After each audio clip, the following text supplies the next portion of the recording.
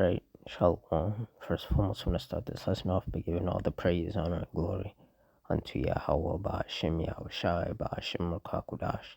Double honors to the apostles and elders of Great Millstone. Honors to all the brothers who are fervently preaching the word in sincerity and in faith, and Shalom to all the sincere believers, which includes the sincere Akwath, which are the sincere sisters, and the scattered Israelites who are amongst these heathen nations and look like these heathens. Now, this is going to be a quick Iran war update. So, through the Spirit, I'm going to read this article, get some precepts, and Lord's will, you're edified. It says, diplomacy in danger as threat of resumed war elevates. It said, Iran's military says it's likely the U.S.-Israel war on the country will resume as it's fully prepared for any new adventures or foolishness from the Americans. U.S. President Donald Trump has expressed dissatisfaction with Iran's latest peace proposal, saying it's asking for things I can't agree to.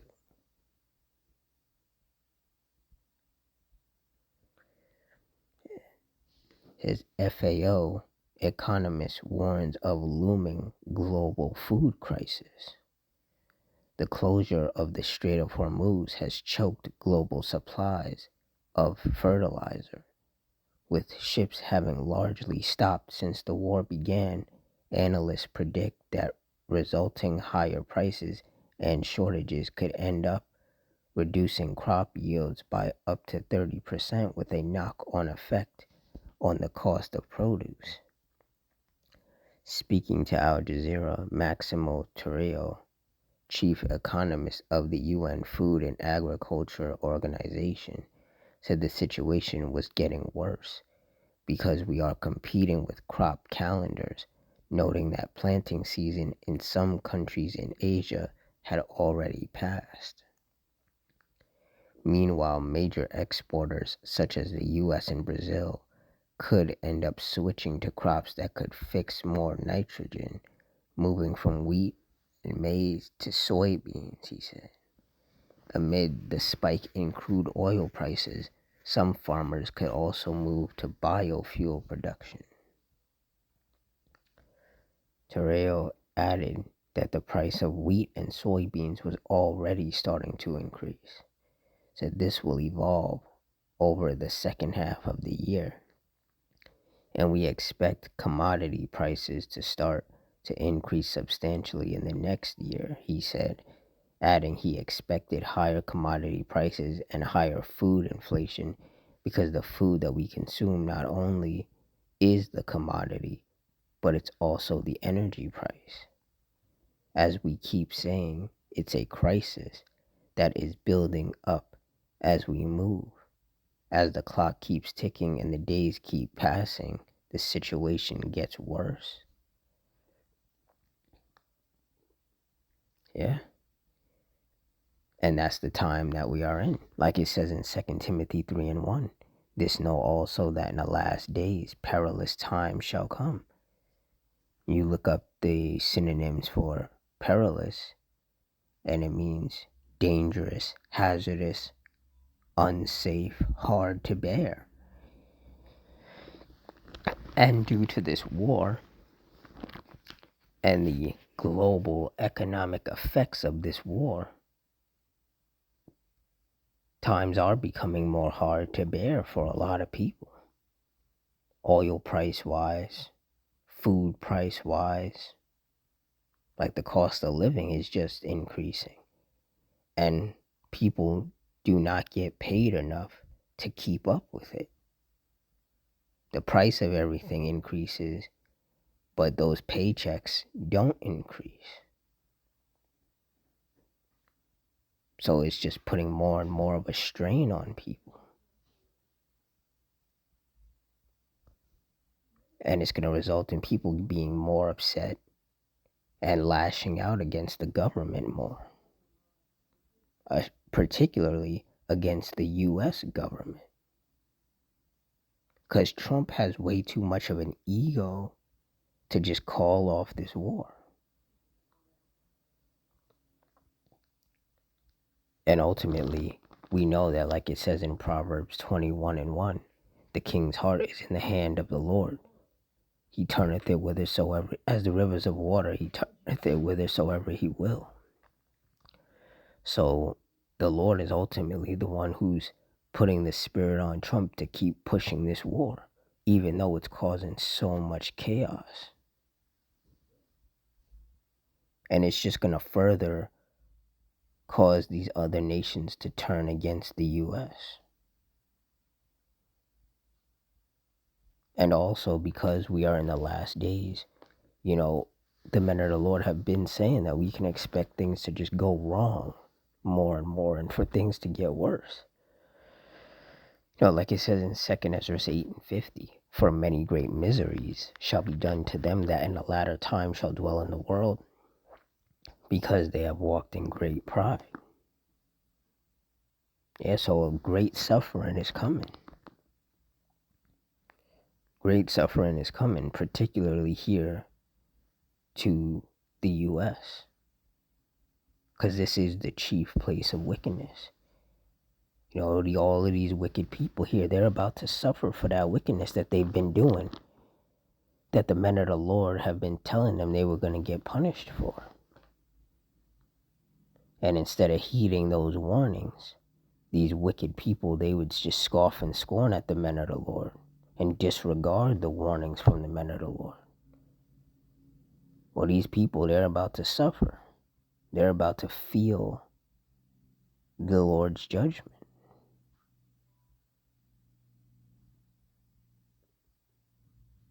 While these people are starving, the members of the hopeful elect, they're going to be eating. While these people are thirsting, the members of the hopeful elect, they'll be drinking. These wicked people, they have no idea who they've pissed off. They've been lied to up in these harlot houses, being told, oh, the Lord loves everybody and he's all about life, and he'll always just turn a blind eye to your wickedness. And that's not how the Lord operates at all. Psalm 7:11 tells us, Yahweh judgeth the righteous, and Yahweh is angry with the wicked every day. And that's why you notice judgment takes place every day. People get shot, people get stabbed, people get injured and killed in car crashes and in fires and in animal attacks and, in storms and tempests and in earthquakes. And so many other types of judgment take place upon these wicked people every day, because the Lord is angry. You see, these wicked people, they think that this is a joke. They think it's a game, but the Lord is about to make them suffer in ways they have never experienced before. And they deserve every bit of it. There is a famine coming. And a lot of these people, they're about to starve.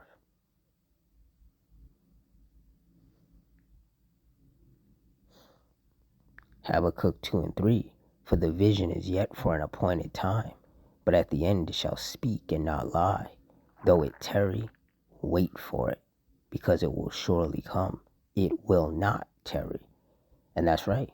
The vision, ultimately the vision of World War III. That nuclear war, the war to end all wars.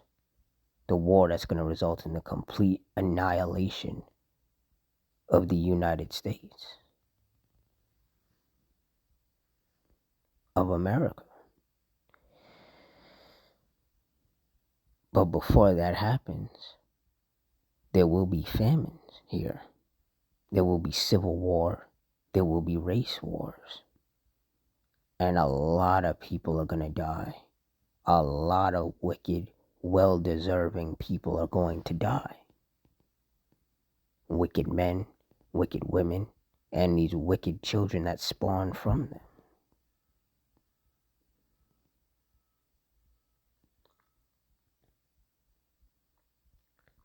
Ecclesiastes 3:1. To everything there is a season and a time to every purpose under the heaven. Jumping down to verse 8. a time to love and a time to hate, a time of war and a time of peace. And through the Spirit, myself and other brothers have been saying that this war between the US, Israel, and Iran wasn't, was going to keep going. All the stalemates, all the peace talks, all of that was only going to last but so long. And that can also, and Habakkuk 2 and 3 can also be applied to this, this war.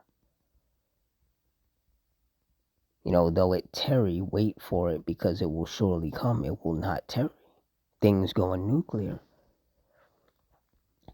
Things when they first started and everybody was just firing back and forth on each other. The US and Israel attacking Iran firing back at them. When things were a lot more active, people, were agreeing like, yeah, we're definitely in a war. And things, kind of slowed down a bit. And then Trump was talking about wiping out the entire Iranian civilization, basically meaning he was going to nuke them. But then that didn't, and that, skyrocketed things to a new level. And then things calmed down. And then the whole Strait of Hormuz situation. And with the whole Strait of Hormuz thing, it was like the US and Iran were at a stalemate, Like everybody had stopped shooting at each other. But now with the Strait of Hormuz blocked off, that created its own problems. As I read in that article, there's a lot of like fertilizer and oil that passed through there. So with it blocked off, these necessary, items, for lack of a better term, can't get through. And it's causing the global economy to suffer. And everyone's looking at the US and everyone's looking at Trump and being like, hey, you started this war. So everything that's going wrong, everything that's falling apart, and all the chaos and the crises that are happening, it's your fault. And in typical fashion, because Edomites, especially the ones here in the US, they refuse to take accountability for the problems they caused. They're trying to make themselves look like the good guy, talking about, oh, Iran, they were about to have nuclear missiles. They were always talking about death to America. If they got their hands on nuclear missiles, they were gonna nuke us. And rightfully so, because the United States of America is the most wicked ass place on the planet.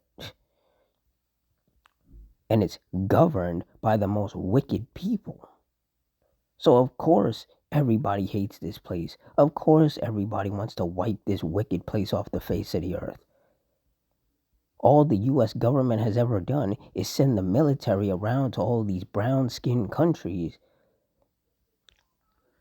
to oppress the people and to kill the people and rape, rob, and murder the people. Destabilize their countries. And then leave them to clean up the mess. So yeah, everybody hates America and everybody has it out for this place. Of course they do. These simple-minded Edomites always trying to make it seem like America's just this, this golden palace, this beautiful place. It's like, no. The United States is the most disgusting, most wicked, degenerate place on the planet. Nobody should want to be here. The people that already live here don't want to be here. There's so many people who live here in the US that are telling other people from different countries, don't come here. Whether you want to come here legally or whatever, don't come here. Like, I understand things are bad where you are, but it's so much worse here. Like, the American dream is really an American nightmare.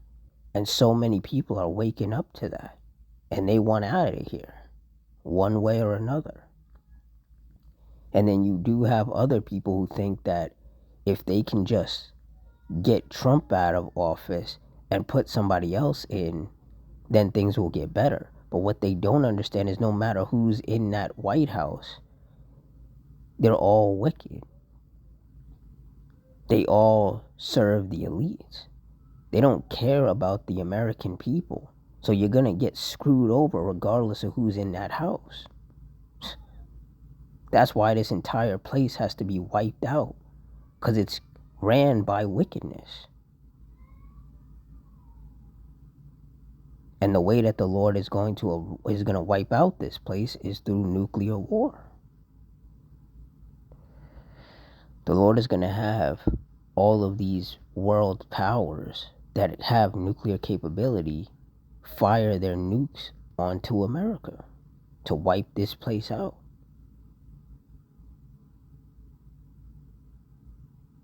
And that is one of the things that those of us of the hopeful elect pray that the Lord accounts us worthy to escape, is that nuclear destruction that we know is coming.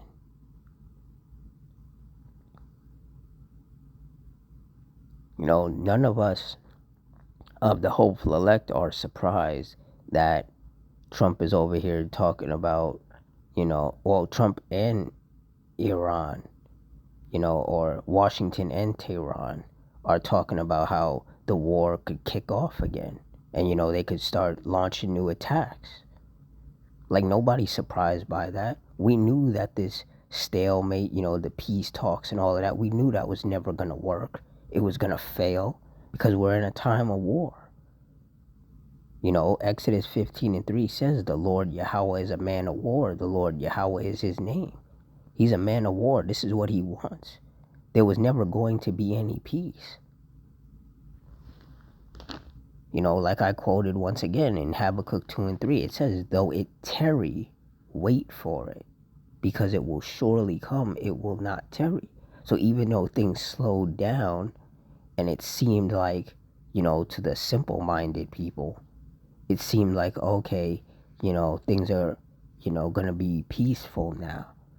Those of us of the hopeful elect who are smarter than that and know what time and season we're in and know how the Lord set things up, we knew it was a matter of time before Trump was just like, yeah, I don't like this. Let's start launching a new wave of attacks.